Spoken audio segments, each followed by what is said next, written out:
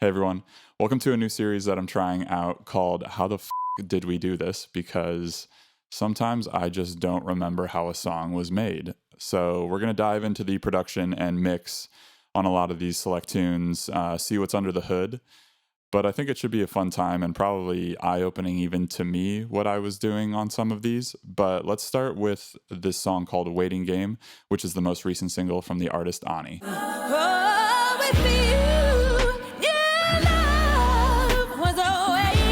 So let's start off with the vocals because the vocals start the entire tune. And it's this whole choir that you can see all of the backgrounds that are supporting this one lead vocal.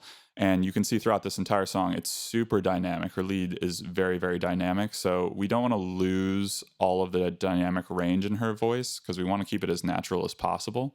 But there is some compression going on that will open up in a little bit. Start at the beginning of the chain where we have some slight tuning, not a lot. Ani really doesn't need it at all. But it's nice to have there when we dive back in, and there's moments that we love the emotion of it, but we want to change one note here and there. After some tuning, we go into this plugin called Goyo, which is free. I highly recommend it to download. It's great to be able to use if you have an untreated room. This room is not treated at all. It's got just a bunch of furniture, but we have three knobs in here. We have an ambience setting, a voice, and a voice reverb. And the voice reverb and the ambience are kind of noise gates in a sense. So the voice reverb is probably like some early reflections that you're hearing from this room. And then there's the ambience, which is kind of like maybe some other noise or room tone in general, and we're taking a lot of that out. So it's able to make her voice feel super present and not so live in this room. It's a great tool. After Goyo, we're basically going into the Pro Q3, and you can see kind of how I am doing a dynamic EQ in the higher sibilants to duck that, and then boosting a little bit around the 1400 mark just to bring out, I think, a little bit more presence in her voice. And that's going into the virtual mix rack. And this is kind of an altered version of one of their presets. I think a lot of their presets are great to just like as a jumping off point, especially when we're in the creative process and we're recording, we want to listen back and we want things to sound pretty good off the bat. I'm not sitting there dialing in a whole bunch of things. It just kind of sits, and this felt great for the record. So you can kind of see the breakdown that I have here from left to right. After that, we have the convolution reverb. There's just a touch of it, like 11%. It puts it a little bit in the mix. Like we're not trying to have it in the headphones where it's right in your face, but it's sitting maybe 10 feet back from you if you really think about it in a three-dimensional space. After that, we're going into soothe, which is kind of just ducking a lot of the sibilants that will be happening. Then we have some vocal riding that will be after that. And then later we have some automation of some bit crushing and some Valhalla delay. So that's basically what's going on with her lead vocal throughout. So let's take a listen to it after we've talked through all of this. Hey, you've got something to say. I see it in your eyes. So you can see that the compressors are working pretty hard, but it still feels natural. It doesn't feel like it's squashing it into oblivion, which, super happy with how this one turned out. But as the song progresses, one of the first instruments to come in is the guitar. And this was definitely, I think this guitar was probably going through the Fender emulation from UAD. And I got to kind of live my dreams of a great guitar player, or imagining that I was really good at guitar. And for these chords, we spent a good amount of time just figuring out what the right voicings are. I think we recorded this, 5 or 6 different times, just changing the voicing slightly, taking out certain notes that maybe were giving too much information.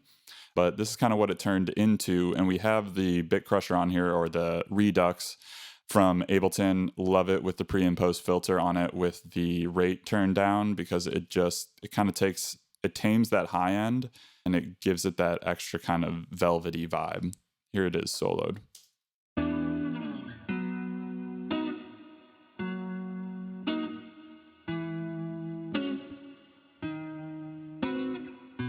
So after the guitar comes in to accompany these vocals, What we have next is the first chorus finally, and that's when the entire ensemble is coming in. We have drums, bass, organ, which is played by Michael Gale, who also did all of the saxophone parts and the sax solo. He absolutely killed it. Both Ani and I were losing it when we heard this stuff. Losing it. But here is the chorus. I'm just waiting for you, waiting for you.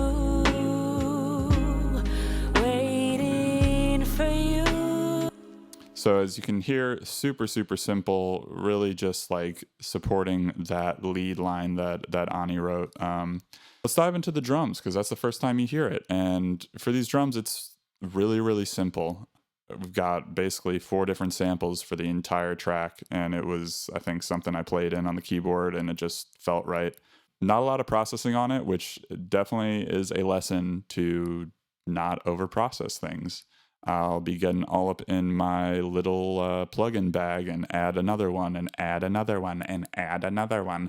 And there's sometimes no point. Honestly, the RC20, this vinyl 3 setting on the RC20 is killer for drum bus for me. Every time I put it on there, it just makes the kick pop a little bit and everything kind of like comes together. I really think it's from the distortion on there and also from like the bump that they have on these cuts makes a huge amount of difference. We add a little bit of reverb so that they're not super, super dry. Here they are soloed.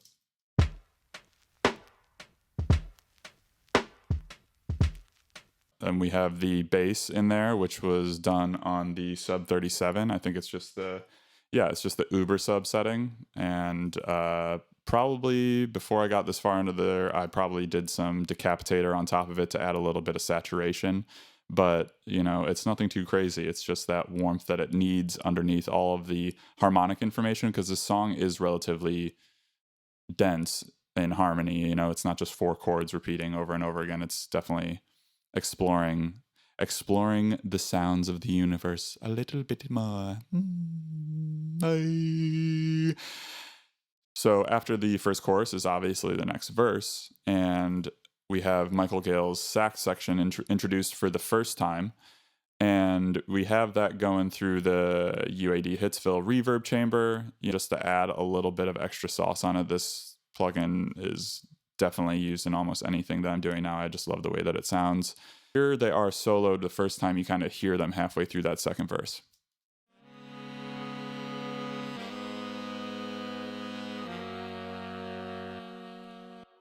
This is without the reverb.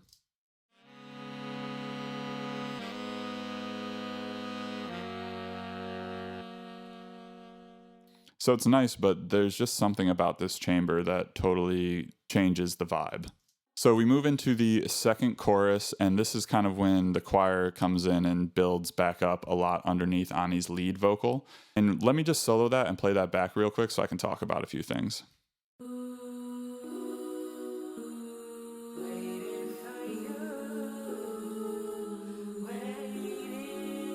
So you can see here on the entire group, I have that going through the micro shift. You only did doubles on these vocals. So to just thicken it out a little bit more, the micro shift with these settings just helped to make it feel even wider, more lush. And that's really what we were going for with this. It's a little bit of a duck, I guess this is, around like 700 Hertz. I feel like some of the oohs were probably getting too resonant. And this one's going into the capital chamber. And it is pretty wet, but I think that's just adds more to the vibe. Using reverbs in certain scenarios, what do you want to be dry, what do you want to be wet? I think that's really, really important to consider as you're building out any production. Diving back into the oohs of the chorus, we originally recorded this where everything was hitting on the one.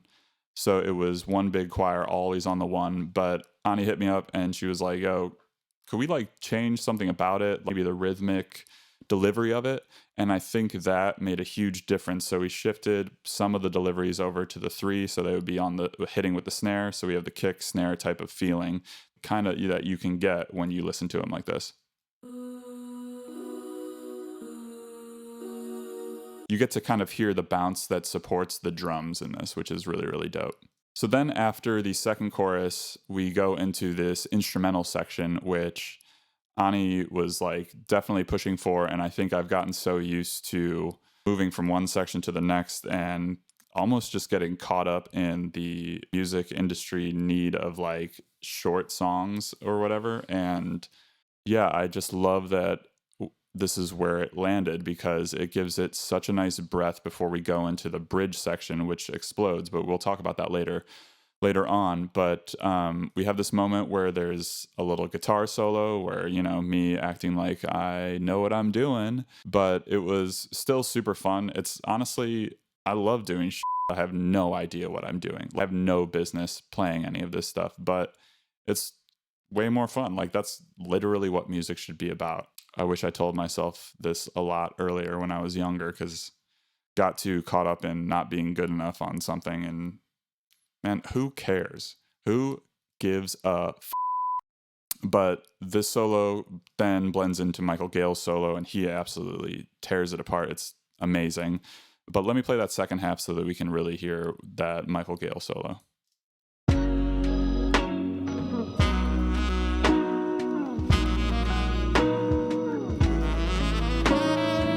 Such a vibe. And that immediately goes into a break where you hear Ani's vocal and it's supported by a harmonizer, which we could have recorded her voice doing these parts, but I think it's cool when you decide to switch up the vocal timbre and like introduce another sound that still is vocal related, but not exactly what you're already used to hearing. You can especially hear it on this line right before we go into the second half of this little bridge. Thus you're in a battle to be won. And that is really, really great because right after that, we have a big vocal moment that you can hear. So let me play that back, and then we'll go into the next section where there's some different chord changes, and you can hear how the backgrounds are playing against the vocals. Thus you're in a battle to be won. Oh, with you, your love was awaiting on the other side. With everything else in there, we also have Michael Gale doing the stabs with the horns, which sounds like this.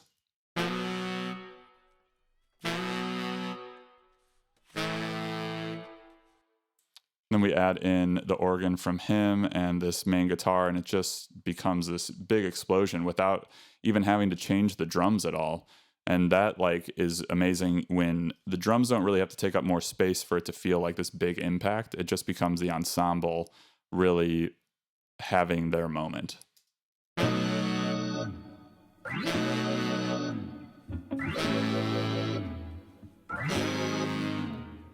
It's crazy. And then we go into the final chorus, which has this new vocal. And this new vocal, I think, was super cool. It was almost like a freestyle that Ani did the first time that we were laying down some vocals and figuring out the whole structure for this song. But it becomes this looping moment towards the end before we do a fade out. Let's solo that, and then we can dive into some of the processing on it. Pressure built by chills, like a magnet I'm drawn to you. So on this vocal, we have basically the same EQ processing, but then we go into the LA2A, and you can see how hard I am hitting it when I play it back. Pressure built by chills, like a magnet I'm drawn to you. So it's hitting it pretty hard, but I think the LA2A is just such a natural sound in general that I didn't mind it, and I think that this type of vocal needed that type of processing. We're going into the vocal slapback, which is a preset in Ableton. I love using it. You can add some nice saturation, and the slapback setting on it just feels great right off the bat. I rarely have to touch it. But the final piece on this was adding Spin by Clevgran, and it's basically like a multi-band panner or rotator, kind of getting into like the Leslie vibe. Without it, it's just sitting here like this. Pressure built, body chills. Still great because it's an awesome performance, but with the spin, it just becomes something totally different. Pressure built, body chills. And I love that. I love finding those moments when you can just alter the vocal just enough so that it becomes its own new instrument. That's basically it on the instrumentation and the vocals for this song. You know, the mixing for me always happens while I'm producing. So a lot of these steps just get lost in the creative process. But after we get through kind of the mix and everything, we go into this kind of master chain that I put together that's always changed over the years. But it's going to the goal floss, which I love to use, is just like the first thing. It's just nice to have a little alteration. Usually it will boost up some highs for me because I tend to mix on the darker side of things. It was just like how my ear usually goes. So if I play it back with the whole mix on this, you'll kind of hear or you'll see really what it's doing. Oh, wouldn't you?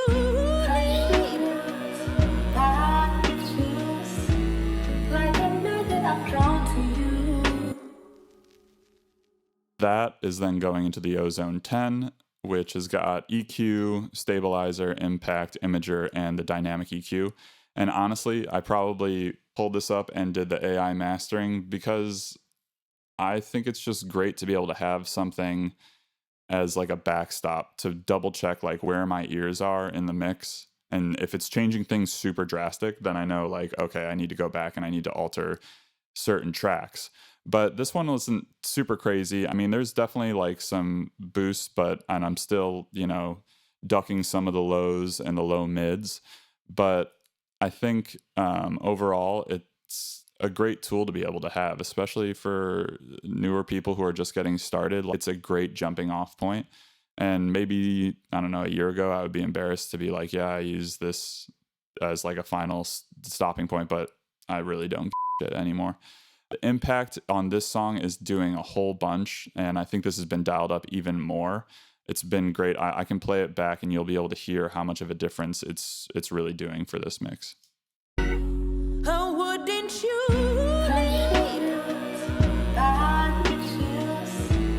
Like the method I'm drawn to you. I'm not afraid to feel foolish. The foolish is honest and true. So I think the big things rather on it are the kick, snare, and the vocal. They're all like popping out really, really nicely. They just become more present, which I loved. It just added this great energy to the overall piece. The imager has kind of got some widening going on overall.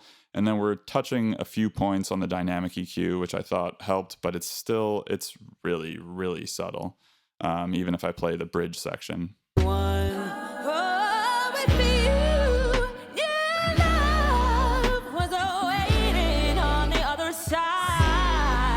So it's basically just capturing that snap of the snare that was becoming a bit too brittle. So after the dynamic EQ, I'm then going into the Dyne one from Leapwing, which is an incredible multi-band compressor. I love it. The parallel mode on it and I've been using it on a whole bunch of my mixes now. It just creates such a nice glue right before hitting the limiter, and it also means that I don't have to hit the limiter nearly as hard.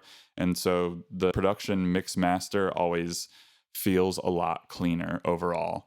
This is relatively light on the compression, as you can see on these ratios, especially in the lower parts, but I think it adds a nice little taste to it.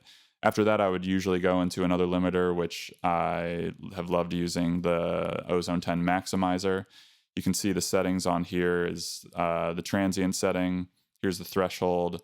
The character is pretty fast, and then I'm doing some soft clipping on it to get a little bit more volume out of it. But I don't bounce that out for the final version with it before sending it to Nicholas. Nicholas definitely comes in and throws his great ear on it, and I just trust his ear and what he's able to do with any of the mixes that I sent to him, because when I get them back, I'm like, yes, this is ready for release. It sounds great. And he actually brought up this Dyne One little trick of this multi-band compressor, and I saw it off one of his YouTubes, and now I've been using it all the time. So thanks, Nicholas. But that's about it. I really hope that you enjoyed this breakdown of Waiting Game by Ani, and I hope that you go listen to it a whole bunch. But yeah, I'll close this session, and I will definitely not remember how the we did this. See ya!